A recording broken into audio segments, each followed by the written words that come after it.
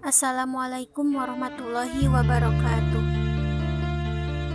Ibadah merupakan sebuah kata yang sering terdengar di kalangan kaum muslimin karena ibadah merupakan tujuan diciptakannya seluruh jin dan seluruh manusia.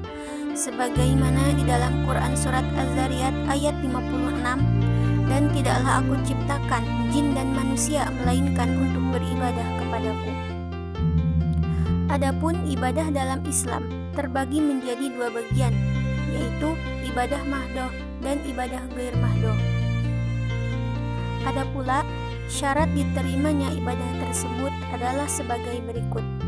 Yang pertama, ibadah mahdoh atau ibadah yang murni, yaitu ibadah yang pedoman dan kafiat pelaksanaannya sudah ditentukan berdasarkan keterangan nas dan bersifat baku sehingga manusia dilarang untuk menambah atau menguranginya, seperti salat, zakat, puasa, haji, dan umroh. Syarat diterimanya ibadah mahdoh oleh Allah Subhanahu wa Ta'ala. Yang pertama yaitu niat yang benar, yakni niat yang ikhlas atau murni, tidak dicampuri oleh syirik atau maksud lainnya.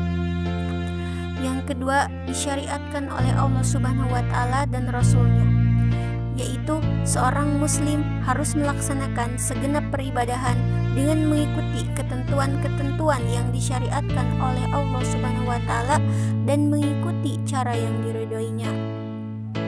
Yang ketiga, tata cara pelaksanaannya harus sesuai dengan ketentuan-ketentuan dari Rasul-Nya, yaitu wajib merujuk kepada perintah atau contoh dari Rasulullah SAW dan tidak boleh berkreasi sendiri.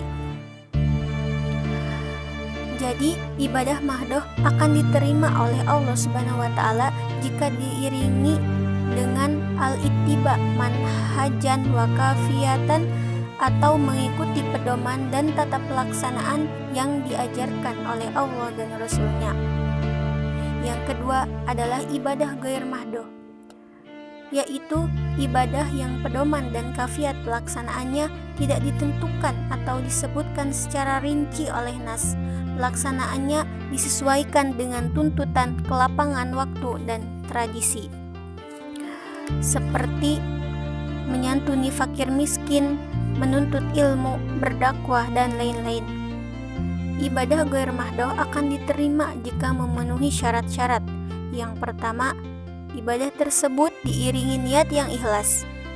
Yang kedua, ibadah tersebut adalah amal yang baik, yaitu perbuatan yang sesuai dan tidak bertentangan dengan akidah-akidah dan syariat Allah. Mengapa perbuatan baik dikatakan sebagai amal soleh? Syekh Abdurrahman As-Sa'idi dalam Taisiru Karimir Rahman mengatakan, amal yang baik dinamakan amal soleh dengan sebab amal soleh keadaan urusan seseorang hamba akan menjadi baik dan akan hilang seluruh keadaan-keadaan yang rusak. Dengan amalan baik tersebut, seseorang akan termasuk golongan orang yang soleh dan yang pantas bersanding dengan Allah. Kapan suatu amalan menjadi soleh?